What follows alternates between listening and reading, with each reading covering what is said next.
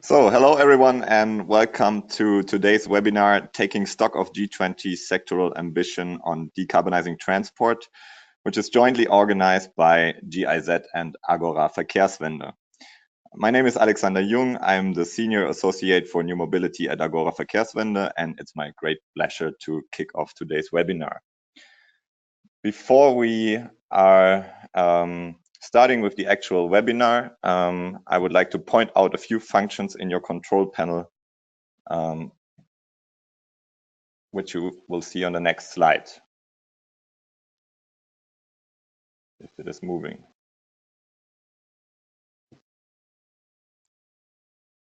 Can we switch to the next slide, please?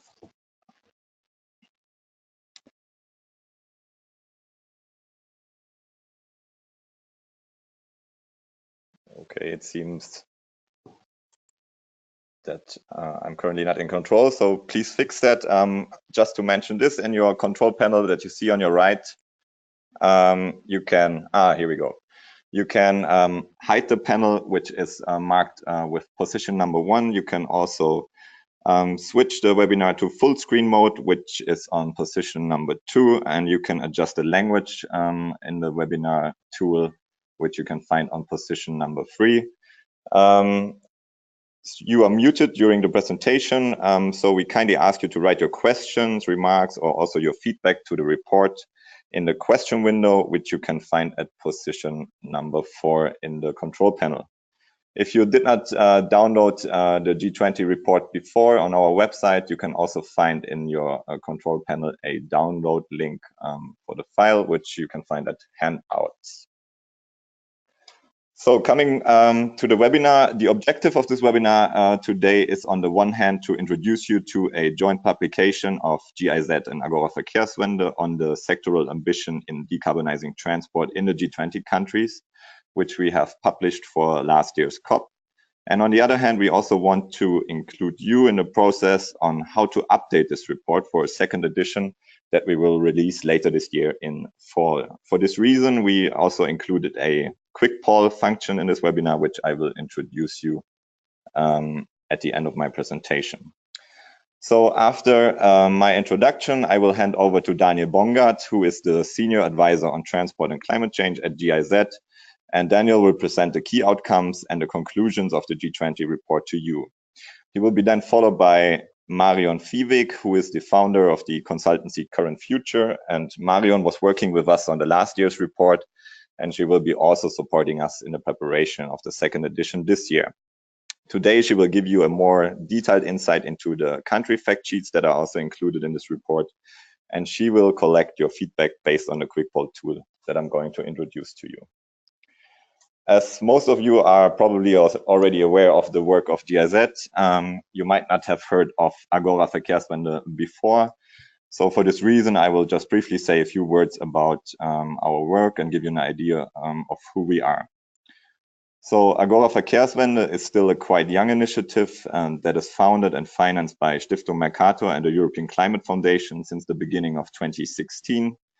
Our work is mainly focusing on the decarbonization of the transport sector until 2050, and so also the term Verkehrswende actually translates to transforming transport.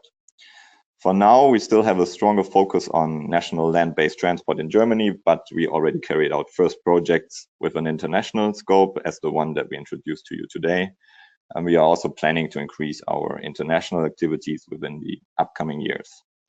So on the one hand, we work on scenarios, research, and strategies in the field of climate-friendly transport, but a large part of our work is also focusing on facilitating discourse and dialogue to drive climate action in the transport sector. And for this reason, we set up next to the think tank Agora Verkehrswende a high-level council which consists of participants from the European Commission, the national German ministries, the federal states in Germany, municipalities, NGOs, the private sector, the labor union, but also research institutes. And this council meets 4 times a year, and it plays a crucial role in giving impulses for our strategy and our projects. At the same time, the council also reflects our objective on initiating a broad multi-stakeholder process for driving climate agenda in Germany and beyond. So for more information, please also see our website, which is also available in English. So coming to the reason why we are talking today about the G20 and their ambition in climate action and transport. As you can see here on this slide, the CO2 emissions in the transport sector are on the rise, and they are continuously growing since 1990. If you look at their level today, the transport sector accounts for almost 1/4 of the global energy-related CO2 emissions. And even though the relative growth is higher in some developing countries and emerging economies, the lion's share of these transport emissions are coming from the G20 countries. So in total, 69% of the worldwide CO2 emissions in transport are related to the G20, equaling more than 5 gigatons of CO2. So the biggest responsibility for climate action is definitely in the G20 countries, and for this reason, we want to put a spotlight on them in this report and also in this webinar today. So if we project now the growth in transport emissions to the future, then it's quite obvious that we would not be in line with the 2-degree target, and we would be certainly not in line with the well below 2-degree target set in the Paris Climate Agreement. So only with a dramatic decrease in transport-related GHG emissions, we have a chance to meet our climate target. And this means we need to step up the ambition in climate action in transport so that we can deliver on the Paris Agreement and achieve a nearly carbon-free transport system by the mid of this century. So against this background, we want to highlight with the report on the one hand that the transport sector and especially the G20 are an important factor in climate protection, and they are the main contributor to CO2 emissions worldwide. On the other hand, we also want to summarize existing mitigation policies in the G20 countries, and we want to show where more ambition is needed to ensure that we can be in line with the climate targets under the Paris Agreement. And at this point, I would also like to mention and give my special thanks to REN21, the Renewable Energy Policy Network for the 21st Century, as they did a tremendous job in supporting us in reviewing the 2017 report, and they will also support us in drafting the second edition in this year. So thank you for that. Once again, if you did not download the report, please feel free to go on our website or download it from the control panel on your right. So, and before I'm heading over now to my colleague Daniel Bongardt, I would like to introduce you to our quick poll tool and give you a first warm-up question. So the question is, what is your professional background? And you should be able to see the question now here in the webinar screen. So I would like to kindly ask you to select a proper answer to this question. Are you working in an NGO, in a government institution, in an international institution, for a research institute, or for any other institutes or organizations? Please click on the right answer, and then we should be able to immediately see the results of this poll.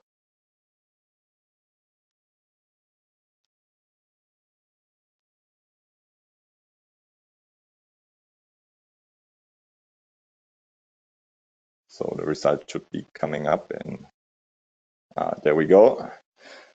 Yeah, so we can see a lack in international institutions, but a quite diverse audience today. So you should be now familiar with the quick poll tool, which is coming up later in this webinar again. So thank you again for joining us, and I will hand over now to Daniel. Daniel, the floor is yours.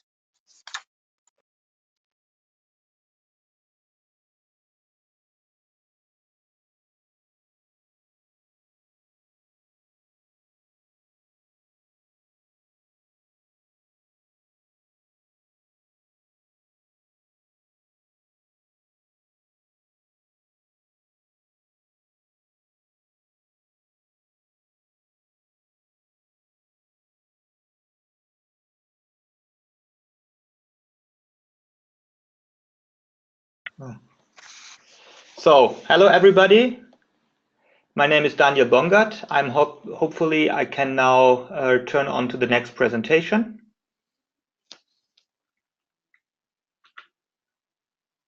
There we go. So at GIZ, we are working on transport and climate change since 2009. And we engaged in several countries, working with a lot of developing countries on behalf of the German government to support these countries in their efforts to reduce emissions from transport. And I'm very happy we had this cooperation with Agora Verkehrswende to look at the G20 countries. And in the G20 countries, I think we have a good mix of industrialized countries, but also of major emerging economies like China, India, or now the G20 presidency, Argentina. And so, as Alex explained, the emissions from the G20 countries are very high, and they're on the rise. They are increasing rapidly. So we hope that through our work, we can also engage in learning from each other and understanding what others are doing in order to support countries in increasing their ambition.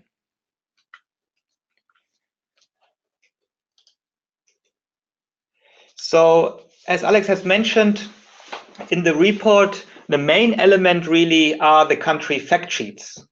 And in these country fact sheets, we have a number of information for each of the countries.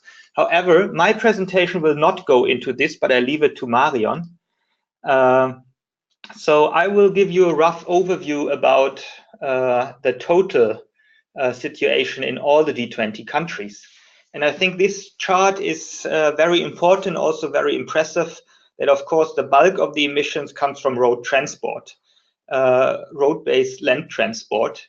And only a minor share of these emissions is from rail, pipeline transport, domestic aviation, and also aviation. However, especially international transport is also growing quickly.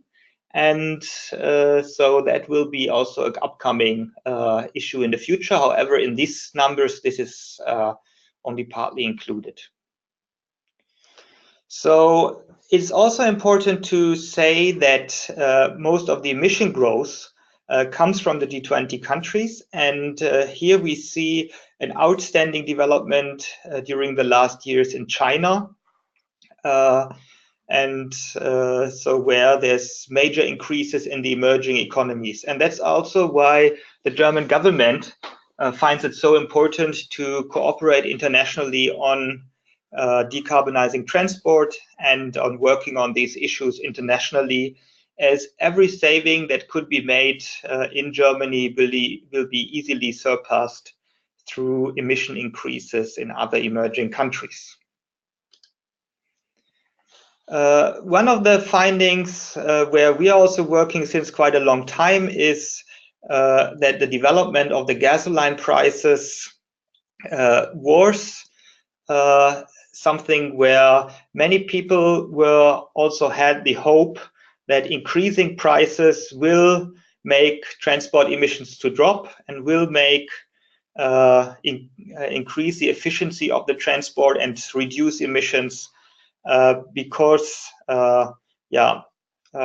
so less access to oil will be not easily available anymore. However, as we have seen in the last 5 years, we cannot rely on this trend. So oil prices dropped, and we also see now that emissions are increasing again. Also in Germany, emissions are increasing again, but in other countries also, which is also due to the fact that, of course, larger cars driving more distances with cheap fuels. So there is no easy way out of increasing transport emissions.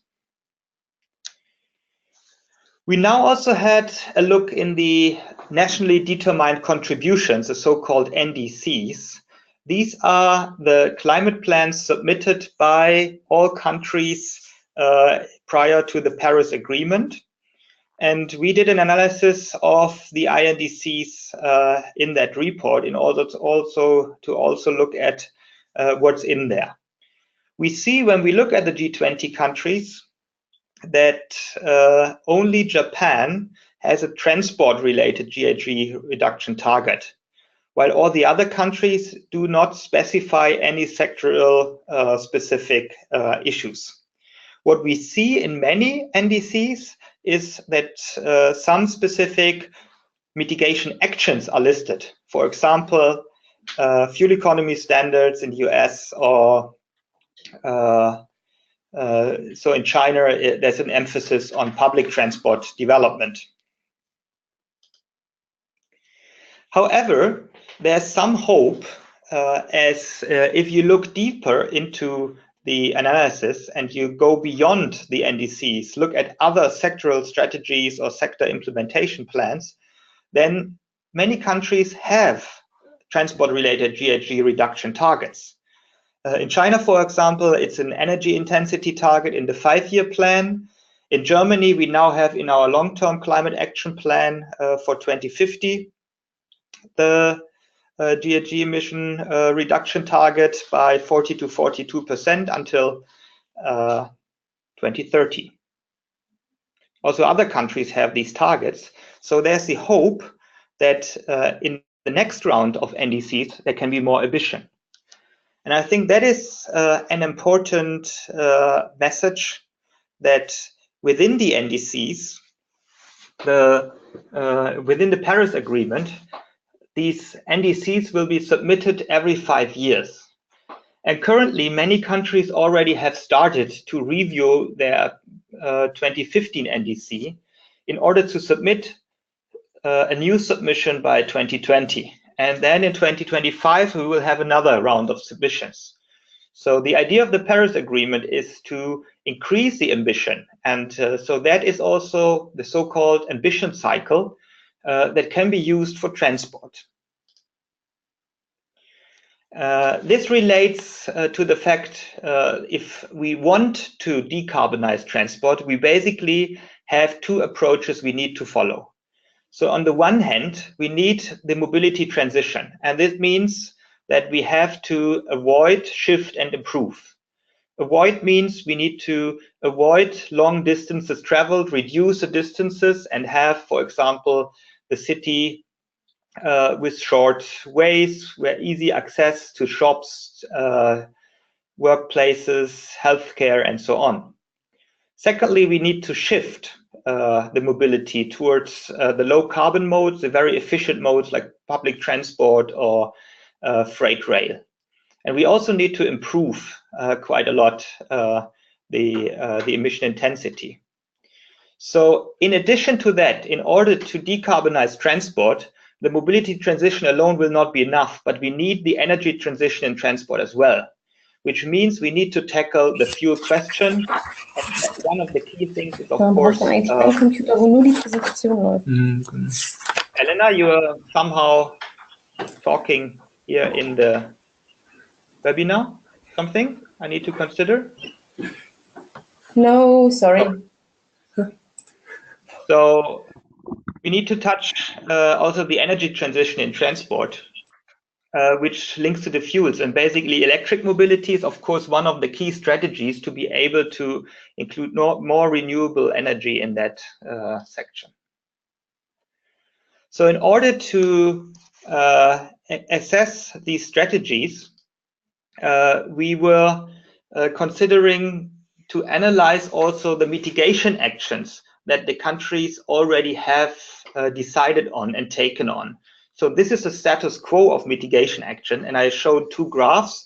The first table here is on the mobility transition, where of course we need greater ambition. However, it's very interesting to see that within the countries there is already an existing possibility to existing set of actions, of policies like road charges, national programs to support green logistics, national programs supporting public transport development, and so on. So the only thing where we have identified a major lack of regulation and support was in the area of new mobility services. So far, in only very few of the G20 countries, we have these type of national level action to support new mobility here.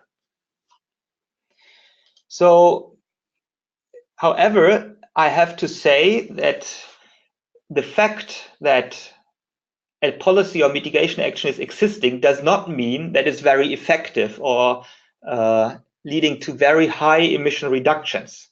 So that is a different set of analysis that might have to be tackled in more detailed studies, looking at very specific context conditions.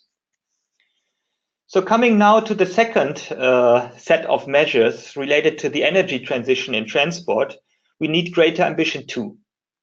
I think it's very obvious that many of the countries already have fuel economy standards, for example, for light-duty vehicles. Also, pricing instruments are existing in a number of countries, vehicle labeling, support for EVs and charging infrastructure, biofuel quotas, or other policies supporting fuels, low carbon fuels, CNG or similar. So also here, there's one area where there's still a major lack, which is the fuel economy standards for heavy-duty vehicles, where there are currently very few countries like the United States that have ambitious regulation, but we need more in that area as it's an area with very high increases. So as I've mentioned, the important link to the energy sector, I think that's something that we also would like to focus more in the second version of the G20 study. And this second version of the G20 study will further dive into the question on how to have the sector coupling and link renewable energy into transport. Here we have analyzed the G20 countries that have renewable electricity targets, and in order to decarbonize their electricity network. So when electrifying the fleet, we of course also have a very high need to have a clean power sector. And only if this goes hand in hand, then in the end we will be able to also decarbonize transport. And to further look into that, that will be an area where we will put more emphasis on. So, however, there are also some other challenges, like, for example, the sustainability of biofuels, that it's an issue in many countries. And of course, we will have some concerns regarding fossil fuel subsidies, where also the G20 already is considering some work in that area, but was not very successful yet. So to conclude on the overall analysis of all the countries, so I would like to come to an end and say that, first of all, we see that we need to have more sector GHG targets for the transport sector. I think it's very important to have that and also to guide action in the sector. And this might also be linked to the climate negotiations and the NDCs. So, of course, we have quite a number of existing measures already, but it needs to be strengthened and complemented. We need to fill the policy gaps, especially in those two areas I've mentioned yet, but also we need to become much stronger in the areas where we already have actions. And the link to the energy sector, of course, is very important. That needs to be further looked into in order to really explore the full potential for decarbonization.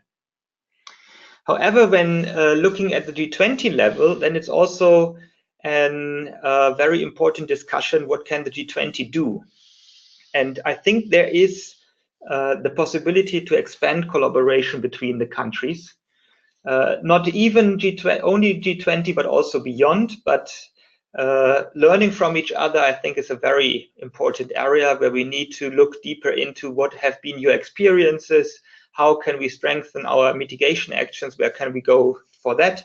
And the Talanoa dialogue that is going on next Sunday here in Bonn might be an opportunity also for that exchange, but we also need the exchange further in the transport and mobility community. So there's maybe also another possibility that the G20 can engage further in dialogue with the industry, especially the large logistic industry, the car manufacturers, and so on. So having said this brief overview, I would like to hand over to Marion, who gives you more insights into the core element of the report, the country fact sheets.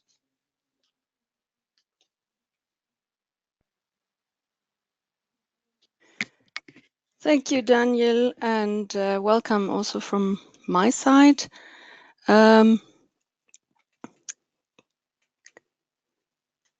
I want to introduce a little bit more in detail the actual fact sheets. Daniel had already presented one in an overview, but I want to take a step back and ask what the rationale was for developing these fact sheets in the way they are, that you can see them now in the report. And the main reason and objective for these fact sheets was really to provide an overview of where countries stand and give the reader sufficient information so they have a good understanding of what is happening in the country, what are the transportation challenges that a country faces, how is that different from other countries, and where do they stand and where do they maybe even want to go as far as they have expressed targets or goals for the future in the sector. So it is intended to provide a snapshot and an overview to get a feeling for where does the country stand, where does it want to go, where does it, and then that can link back to where does it need to go, what was already presented earlier, where we need to increase ambition. So that is the objective of these fact sheets, and that's why we've structured them the way they are. They do include a large number of individual indicators. They also include information on measures that have already been implemented, as Daniel already pointed out, and information on the level of ambition, both in terms of international ambition in the form of the NDCs, but also national ambition. Having said this, there are quite a few caveats that we need to be aware of. As usual with these kinds of exercises, information is scarce, particularly in developing countries, but not only. Data availability is an issue. It's either not available at all, or the quality of the data is poor. We have tried to use consistent data sets that are available internationally from the World Bank, from the IEA, from the International Transport Forum. But of course, these are also have each their own issues, but at least those organizations have tried to make sure they are as consistent as possible. They do, in some cases, have gaps related to the indicators and the countries that we were looking at. So we had to, in some cases, supplement these data sets with other available data from either in-country sources or other international sources.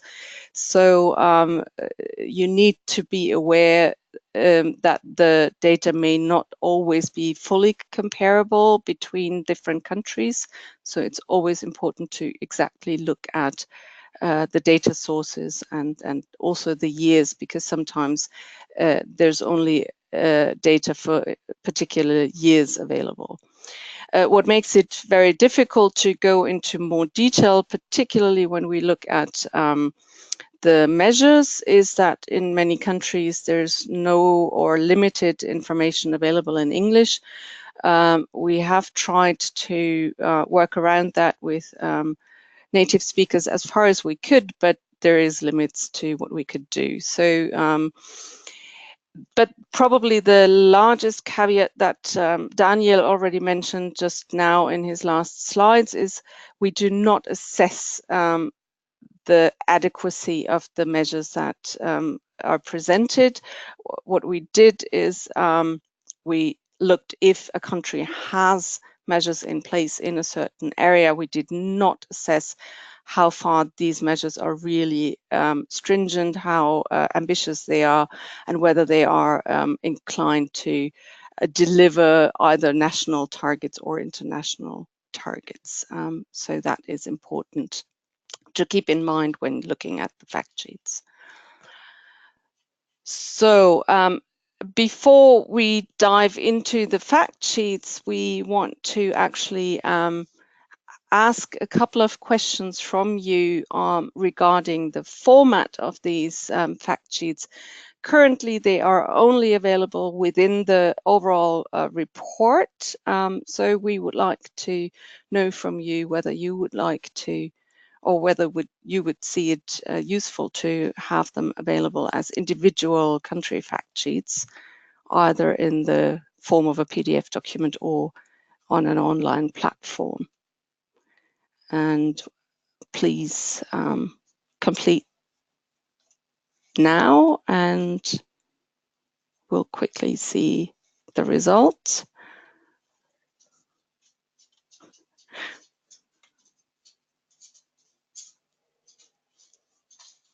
So the majority would like to see them as PDF documents, or 49%, almost the majority. And we had another question on the format. The question was whether you would also like to have other products and formats of information that you would find useful around the kind of information that we're currently presenting in the report. So if you would find it useful to have other formats, please say so now. And as Alex also mentioned, you can always give us feedback in the chat function. So if there's products that you would like to see that's not on this list, then just type it into the chat and we'll take note of that and process it when we revise the report. So we see there's some need for infographics and potentially a presentation to go with it.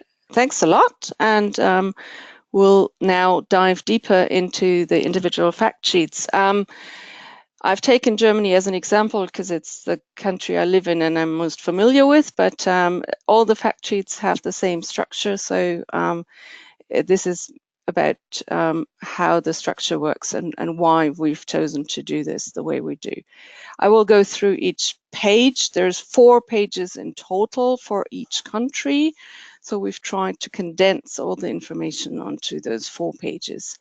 And we start in the on the first page with a general introduction, a short text that introduces the main features of the transport system, what makes transport challenging in the country, geographic features that are important. For example, is it landlocked? Is it does it have large coastal areas that all influences the transport modes and the transport challenges faced in the country. Also, some information on the overall area and population density, because that also impacts transport systems and how they are set up. On the top right side, we then give a few indicators related to the level of development of the country. We start out with the Human Development Index, and here we see a feature that we've tried to run through most or many of the indicators where possible. We tried to compare the indicator value for that particular country to either world average or G20 average, or both if it's possible, as you can see for the next indicator, which is GDP per capita, where we have both the world average and the G20 average. So you see where in this context the individual country stands. And then we also have here the relative economic importance of the country in terms of the share of global GDP. Also on the first page, we have two areas that are often drivers of transportation needs. One is the population, overall population, and the other one is the urbanization rate. So what is the share of urban population also here compared to global and G20 average, and also looking at hotspots of large urban areas above 1 million, because that also determines the kind of transport challenges. If I have, like, for example, Japan, which has almost 2/3 of its population in large urban areas above 1 million, obviously the transportation challenges are different, particularly if combined with other kinds of indicators that we have, such as size of the country. So Australia also has a large share of urban population in urban areas above 1 million, but they have obviously a much larger area, so that poses quite different transportation problems. So each individual indicator has a certain information value, but from our perspective, the most value comes from having all these indicators in one place. That gives you really a feeling for what the situation in the country is. The last area on the first page is related to mobility, and that is actually an area where data is an issue.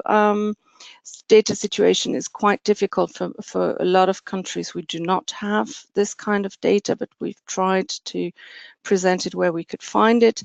And we've supplemented the main data set that we've used with other data. So here is one where you really need to be careful of sources and years, because they're not always comparable.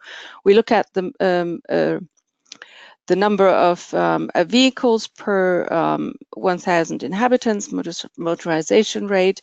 We look at total activity of passenger transport and freight, and probably most importantly, how this activity splits up across the different transport modes. And here we see large differences between the countries. So before we go on to the next page, we want to ask from you which of these sets of indicators or sets of information you find most useful for your own purpose, for your own work context.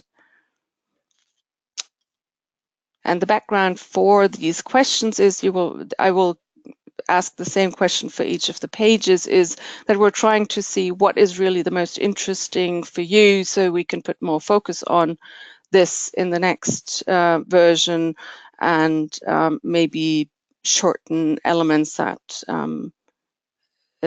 users do not find useful. So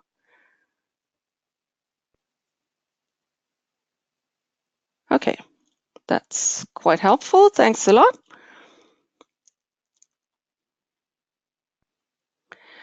The second page is totally related to emissions and the emissions profile of the country. And we start with total emissions and providing some context. So we have absolute emissions for most countries 2015. And the change from 1990 level emissions, that's going to be important because that shows up again in the next section on transport, and the comparison can be quite enlightening. And we have a short text that describes the development of emissions and major sources. We also look at per capita emissions of total emissions. Maybe one quick mention that all emissions data is from the IEA CO2 emissions from fuel combustion. So that is important to keep in mind also when comparing the information in the fact sheets to other information that is out there in terms of greenhouse gas inventories or other data sets. Particularly when we get to shares of the sector or split between individual fuels, this is all based on IEA data. So this could be different if you're using different data sets. So we're also showing here what the share in global emissions is from the country. Then we look into the transport sector, and we compare here what is the change in transport sector emissions since 1990. And for example, in Germany, that's quite interesting. Total emissions have decreased by 22%. In the transport sector, we have only seen a decrease by 0.7%. So these kinds of comparisons of different indicators make this interesting. We have the share of transport in total emissions and also per capita emissions in the transport sector. And here, quite interesting as well, is the expected per capita emissions from transport in 2030 under the business as usual scenario, and that's taken from a SLOCAT partnership analysis, and I'll go into that a bit more on the next slide. Also, quite important, we're looking at transport emissions by the individual transport modes, and as we've seen already in Daniel's presentation, no surprises here, road transport is dominating. Then on this page as well, what we're looking at is historic and projected emissions from the sector, and the projections are taken from the analysis from the SLOCAT partnership. As I just mentioned, they've analyzed a whole range of scenario exercises that were undertaken by a wide range of organizations and institutions, and have consolidated this, and this is the basis for this assessment. We then compare this to available quantitative greenhouse gas targets that a country has set either internationally in their NDC, this would be only Japan, but a range of other countries have set quantitative national targets, and here we can see that the German national target would actually constitute a substantial decrease from any of the business as usual scenarios that we see. So before we go into the next page, quick poll on which of those sections, well, there were only 3, but just quickly check what you find most interesting.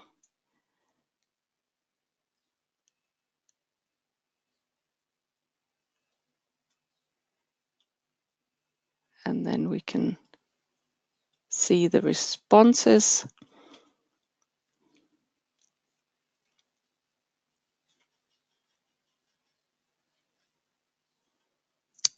Okay, so it's really the more transport sector specific part and having it all in one place. Thanks. The next page has 3 different elements, and they're all very linked.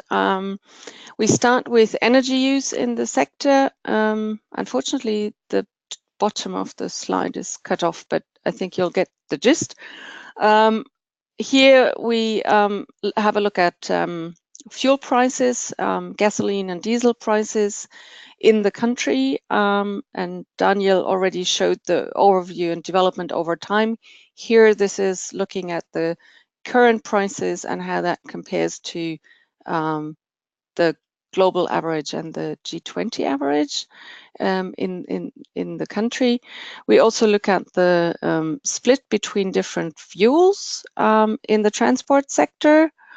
And then we have a section that looks at the biofuels, not only at imports, but also on production, exports, and imports. The rationale is to really understand better how far a government is actually able to influence the sustainability of these biofuels, assuming that it's easier to influence production that's happening in the country itself rather than imports, although obviously we know that there's also to some extent control on imports, and I'll get back to that on the last page.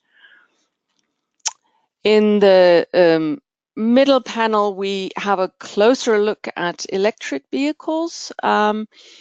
Here we are relying largely on the IEA's electric vehicle outlook, supplemented with some additional data, and we look at the absolute numbers of new registrations in 2016 and total stock, both for battery and plug-in hybrids. But we also look at how at the development in 2016. So here in the middle, you see the share of new registrations in 2016 compared to the total stock. So we see that in many countries, there has been a tremendous increase in total stock in 2016. In Germany, a third of the total stock came from new registrations in that 1 year. But on the other hand, we also see one indicator down that the share of the electric cars in the total stock is still negligible. We also look at the relative importance of electric vehicles in the national market, which is also still very, very low. And we look at what is obviously crucial for further development at the infrastructure. So what is the number of publicly accessible charging infrastructure for slow charge and fast charge. And then that links back to what Daniel already mentioned, the energy sector and how clean is the electricity production that we're using for those electric vehicles. With a short description of the context and support mechanisms that are in place in a country to support renewable electricity generation, any targets that are set for renewable electricity generation, and then a couple of indicators that aim at understanding what the current levels of renewable generation is and what the importance of transport in energy consumption is at the moment, which in the case of Germany is really small, with 2.2% of total electricity use being used in the transport sector. So that is trying to provide this overall, this whole page is trying to provide this whole link between energy use in transport, further electrification, and then how renewable is that electricity. So before we go on to the last page, very quickly, let's see which of those sections you find most interesting.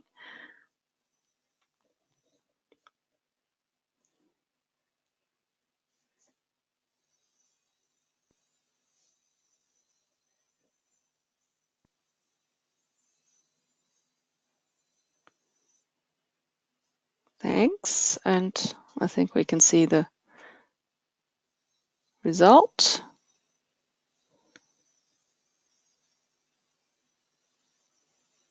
Okay, great, thanks a lot, and we'll go on with the last page, which is interestingly what we started out with as the question, So what is the ambition level at the international and national level? That was our original starting out question for the fact sheets.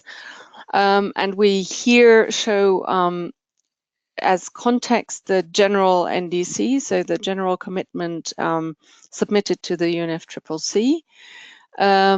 In the latest version, some countries have resubmitted their INDC at some point. We do list whether there is any quantitative transport-related target in the NDC and what kinds of measures are included. In the next section, we highlight any national targets that were set, and in some countries that's multiple targets in different strategies. We also have a section related to some trade-offs. I've already mentioned sustainability of biofuels. So we look at measures that the country has put in place to ensure that biofuels used in the country are sustainably produced. And we also look at what Daniel already mentioned at subsidies. So what is the level of subsidies in the transport sector for fossil fuels, and a short text on what the situation is with respect to subsidies. Have some subsidies just been phased out, or are new subsidies in the making? And then in the last section, we look at implementation, and Daniel already showed the overview across all 20 countries. Here, we basically look into more detail for each country. We have the same areas of action that we've identified, 5 in the mobility area and 7 in the energy area. And in the second column, we basically have a short description of measures that are in place. Again, this is no evaluation of whether these measures are adequate. It's just that they target this area of action, and they are potentially they could potentially reduce emissions, but we haven't really assessed whether either those measures are actually effective on the ground, or whether they are even ambitious enough, even if they're effective. But at least it gives a starting point to see what is there, and we were quite surprised to find a lot more already happening in countries than we had expected. I think it provides a good starting point for analysts to then delve deeper and look at individual instruments or laws or strategies in more detail and make this assessment in a later stage. So this is it from my side on the fact sheets. So we have one more poll with a few questions. First is again on which of those areas you found most interesting, but we also have a couple of other questions that we would like to ask you.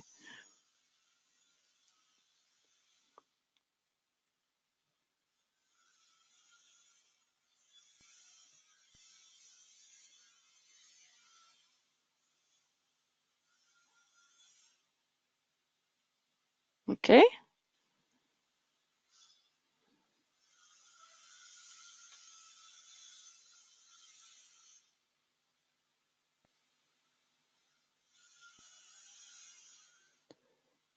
Okay, thanks a lot. And we had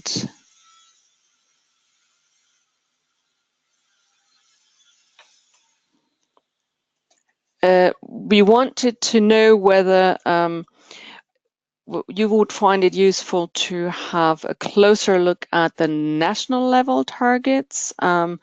We basically only provided the headlines this time, so and we're considering providing a more detailed assessment of national level targets and strategies. So the question is, would you find that useful or not?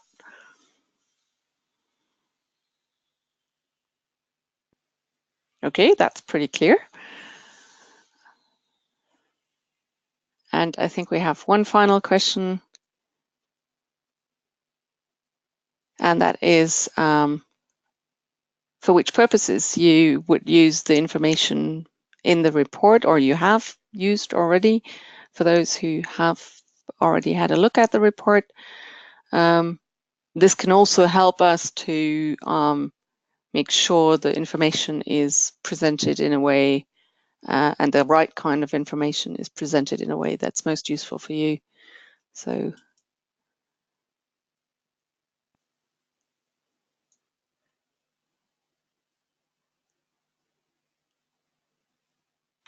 okay, great.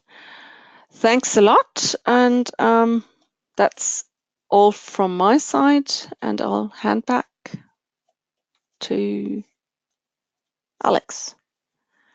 Okay, thank you very much, Marion, for that in-depth insight into the fact sheets, and also a big thanks to the audience for participating in our polls. We still have a few minutes. We received some remarks, so thank you for that, but we also have some questions as far as I could follow. There was one question on what does pipeline transport mean? I think here I can just simply answer that this refers to the transportation of materials or goods such as oil or natural gas through a pipeline. But we also had two further questions. One on the contribution of aviation on G20 transport emissions, and what is the perspective on the aviation sector, and a second one on the role of mitigation measures for green economies and how this could potentially be translated to the transport sector. So maybe on aviation, Daniel, if you would like to answer this question.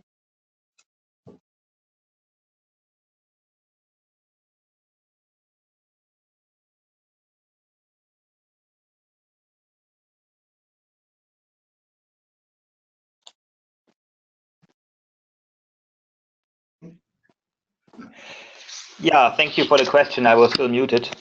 So aviation usually is only responsible for around 5% of emissions in the country. But this relates also to the fact that in these numbers, of course, only domestic aviation is included. So international aviation has much higher shares and is much more important because of the very long distances these flights take, and also the high increase of travel in air, both for freight and for passenger transport. So domestic aviation is certainly something that is important, but it is still, in comparison to road transport, just a smaller share of emissions. International aviation, of course, is then responsible easily for 10% of total emissions, and this share is projected, at least in business as usual cases, to increase much further as the travel demand forecasts in that area are very high.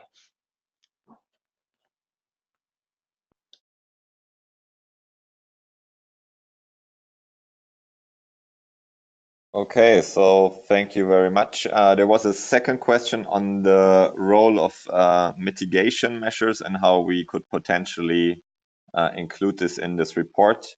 Marion and Daniel, do you have any immediate response to that, or is this something that you would like to think about while working on the update of the 2018 report?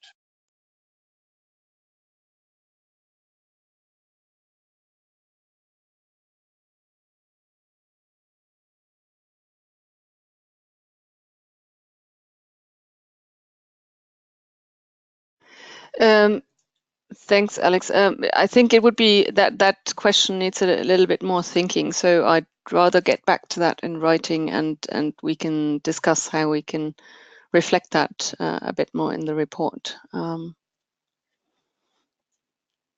Okay, thanks a lot. I think the same accounts for another question that came in on shared mobility and how we could include this into the report. This is something that we certainly already discussed for the 2017 report, but since empiric evidence and shared mobility impact is rather scarce and not easily accessible, we decided not to emphasize it in the 2017 report.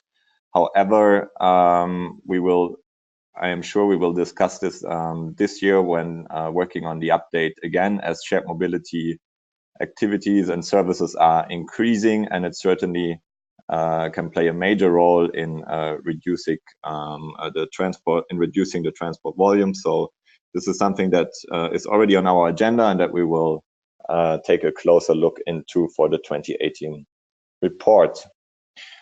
So I guess we are now also already past 3 p.m. here in Berlin. And since there are no more questions, I would like to thank once again Daniel Bongardt and Marion Vieweg for their interesting presentations. And of course, once again, a big thank you to the audience for your input and for joining this webinar. There will be a recorded version available after the webinar. We will provide the details on that by email to you. There is also a short survey just after this webinar with some further questions on the 2018 update of the report. We would be very happy if you could take part in the survey, and it will also give you the chance on further engaging in the process of updating the 2018 report. So we would love to hear from you. Reach out to us if you would like to be involved in the process of updating this report. We will also provide our contact details via email. So we would love to hear from you. Thank you again, and goodbye.